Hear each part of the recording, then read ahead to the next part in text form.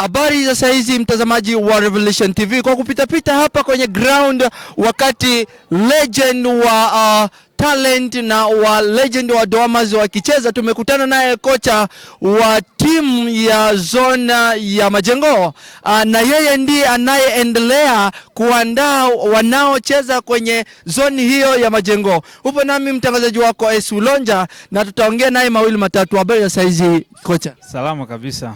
Unajisikiaje si kuongea na wewe mawili matatu kwa ajili ya ligi hii ya mazoni tulio nayo kambini Dzaleka? Nimejisikia salama tu, hamna shida. Kwa majina unaitwa nani mzee?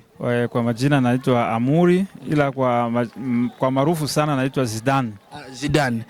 Kwa jinsi tunavyosikia wanasema kwamba wewe ndiye kocha unayeandaa vizuri kwa mazoni yote, wewe ndiye unayepanga vizuri. Je, unasemaje neno hilo? Hiyo ni kweli. Mara mimi na experience ya kukoche. Lakini walio wengi sana walizarau Majengo mwanzoni, lakini wakati niliingia sasa kwenye timu ya Majengo na kila kitu kikaenda sawa, na matumaini kwamba mpaka hivi timu iko inaendelea vizuri, tunazidi kutumika vizuri na matumaini hata kesho Mungu atasaidia nitapata pointi 3 kwenye timu yangu ya Majengo. Nina matumaini ya kwamba umesema ya kwamba kuna mpira kesho. Je, katika mechi ya Majengo na Lisungwe ni nani ambaye unaona ya kwamba anaweza kaleta kikwazo kwa mbele kwenye timu hizi zilizobaki? Kungambo kwanza ya Lisungwe sioni mwenye atanizuia. Maana wa player wote wale wenye kucheza ku Lisungwe ni wa player yangu, ni watoto yangu. Mimi kocha wa Lisungwe ni mtoto wangu, ni shero wangu ambao niliwahi kukoche na kumupanga. Hakuna kenye atanitumika hata kitu, maana mimi ni mzazi wake, mimi najua gisi ya kutumikisha na tekniki zote za coaching, na matumaini kwamba kesho nitapata ushindi.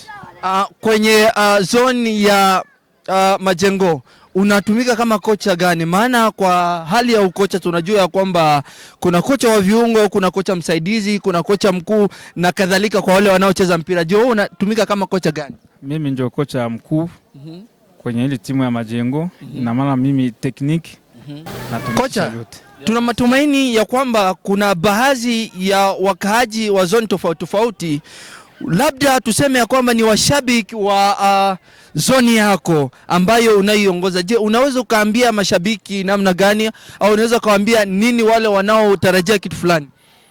Nitasema kwamba sio tu mashabiki yangu ya Majengo, ila ni mashabiki ya Dzaleka mzima.